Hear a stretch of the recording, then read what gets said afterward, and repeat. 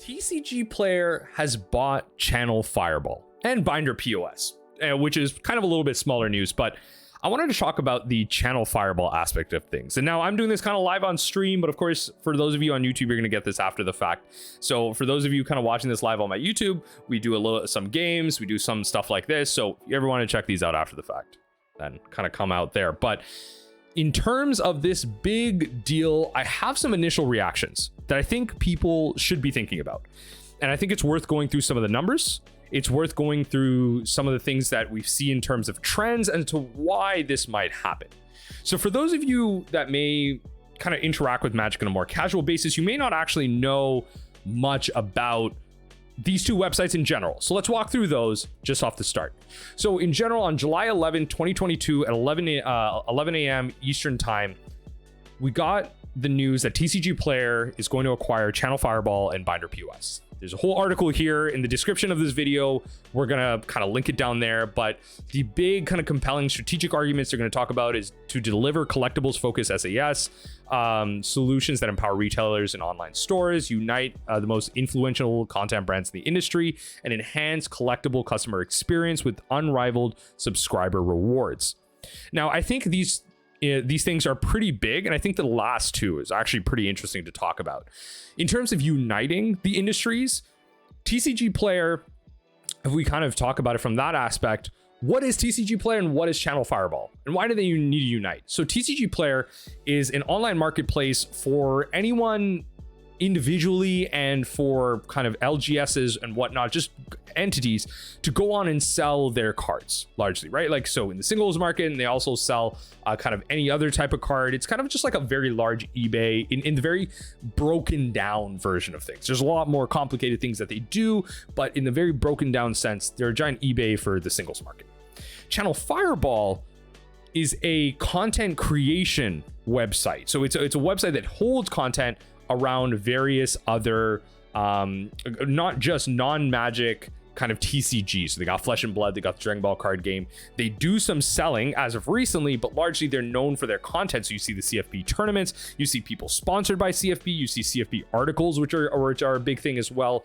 But as of recently, they've also made the pivot with the way the world's going. They made the pivot to an online marketplace where you had to register at an LGS as an LGS to kind of sell your cards. And that was a big way that they wanted to go in terms of making money. Now, why did they want to do that? Obviously, TCGPlayer is going to be one of the more go-to entities out there to do this. Well, in terms of the numbers, things don't look great.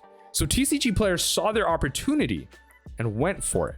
So why did TCGPlayer want to buy ChannelFireball? They're kind of competitors, right? So that's obviously one thing. You want to eliminate the competition. You want to monopolize a little bit. But why was now the good time to do it? Well, the traffic going to the websites. And I think this has to do with largely the way the world has been changing. ChannelFireball hasn't been doing great, right? And I think that's been a sentiment that's been shown widely, right? If you look at kind of other big Magic content creation style websites, you obviously see the kind of most recent shift in the way content's presented. We have a lot of writers getting shut out from other websites and bodies. We have kind of content creators looking for more streaming and YouTube video services. Articles that are hosted on many other websites are being taken down just because, you know, people can't pay for them and everything. Content is seeing a shift in Magic, and it's crazy to think that because of the way the world's changed, if you look at a simple, like, or just kind of on a free tool with SEMrush, if you look at ChannelFireball's kind of traffic sources here, we see a general trend downward. In September of 2020, that was kind of where the world was kind of going down. We saw kind of its peak at 346,000, kind of peaked again in June 2021, you know, with things kind of seemingly being on the change, but then again, shifted back down and again has been on a slow decline. Almost half of what it was before, pretty much so, in terms of the traffic in September 2020 all the way to now, which is kind of insane. ChannelFireball, just no one's really going to it, right? Like, there's a lot of merits to the website, right? Like, if we kind of pop back and just kind of peruse the website a little bit, right? If we search Magic the Gathering, if you look like, I don't know, article or whatever, right? Like they have some stuff here. There's, I mean, this is just their ChannelFireball thing, right? There's strategy guides. If you go here, this is the ChannelFireball website, but ChannelFireball is mostly known for this, right? Like they have their strategy guide articles. If they'll load up, this is what you're familiar with. right? Now, this is obviously various other obstacles. You got some Pauper Commander, Draftbox. Like, look at these great content creators. Look at these great visuals. This is what they're known for. But the problem is the traffic just doesn't show that. Like, they're vastly decreasing. This website's not profitable. No one really wants to watch this anymore, right? No one wants to consume this type of content. And for many of you out there, especially just being at home, a lot of you may have switched to more kind of virtual positions, hybrid positions. You have more time at hand to watch streams, YouTube videos. You don't really want to be reading an article on your commute over. And I'm going to be honest to all of you here. Reading articles is a very niche part of Magic in general. It's very, very niche. If you think about the casual Magic player these days, they have come on interacting with Magic Arena. Magic Arena doesn't have articles on it. No one thinks that I'm on my phone playing Standard. I'm going to go read an article about this. That's not an accessible thing that people think about. Articles are on the downswing. That is a lot of what ChannelFireball is known for. Content in that sphere, and you obviously see more articles these days with obviously an auditory portion, obviously for the visually impaired and for those just kind of hoping to consume the article on the go. But even still, that's like a auditory podcast style background thing. Again, these articles aren't really being consumed, and the big push for it isn't really useful for ChannelFireball. Now, along with that, they've made that pivot to the marketplace. But if you want to look at the numbers for TCGPlayer on topic of marketplace, they've just been on the rise. September 2022, they're actually at more traffic on their website than before. They're seeing record highs. They've seen a dip. They've gone back up. They're kind of on trending back up right now. The traffic on this website is insane. The people going on this website to sell their singles, buy singles, and interact with the TCG marketplace in general is extreme. And this is something that ChannelFireball cannot compete with. So ultimately, this is a perfect time for TCGPlayer to take over the infrastructure that ChannelFireball has built with their LGSs, with their articles, and with some of the perks that they provide, right? There's CFB Pro, right? CFB Pro, you pay into it, you get access to exclusive tournaments, and you get that back in terms of you like the money you pay into it, you get a portion of that back in terms of stored credit. They had a lot of ways to bring people in, but ultimately the traffic was going down no matter how many perks you added to it, because again, ChannelFireball is a thing of the past. The form of content that they're producing is behind. They are way too far behind in terms of their marketplace infrastructure, their content that they're putting out, especially when you compare it to the modern Magic player interacting with Magic on the go, on their phones, and being a little bit more casual. Articles are very spiky. Taking the game seriously at that level, not a very common thing, especially when you see competitive Magic on the downswing. Magic right now is more casual. They don't want things to be called, Grand Prix per se. They want them to be known as Magic Fest, a gathering. They want casuals to come in. They don't want it to be a pro thing. So again, ChannelFireball really all encompassing a thing of the past, which is why TCGPlayer taking this over is very smart on their end, taking that infrastructure and seeing what they can do with it at the next level. My big concern with it right now is pricing. Obviously this is a stock image here, so whatever, let them get their stock stuff. But in terms of where I think this is going for the average consumer, I think that we have all these conversations about inflation, and look, I'm no money expert, right? Like I recently bought a house and everything too. Things are rather expensive. I'm in a very privileged position to be where I'm at, but like with that in mind, I live in a pretty expensive city. So a lot of these things are still very hard for my partner and I to acquire. And that's because of the rising cost of things.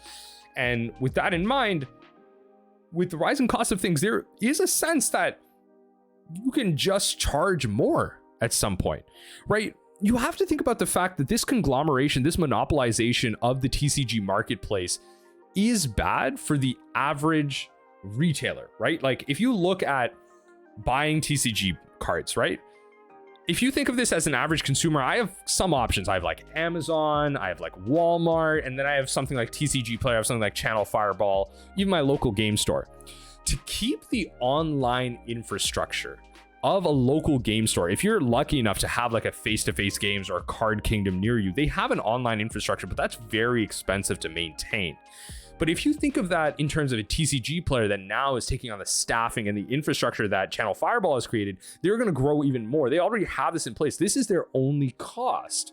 And so this is going to be more effective for them to adapt to a marketplace like this, where they're not going to go cheaper. They're just going to charge more, but still be more effective than the Walmarts, the Amazons, the Targets of the world in terms of giving out Magic cards and singles, and they're going to push out the LGS. I actually think this is another move that pushes out the LGS, right? You have secret layers, you have like, you know, kind of Wizards selling singles directly to the player, and you have kind of the removal of MSRP. So you have kind of bidders just shooting up the prices of everything. And now I think this is another nail in the coffin of the LGS marketplace for Magic in general.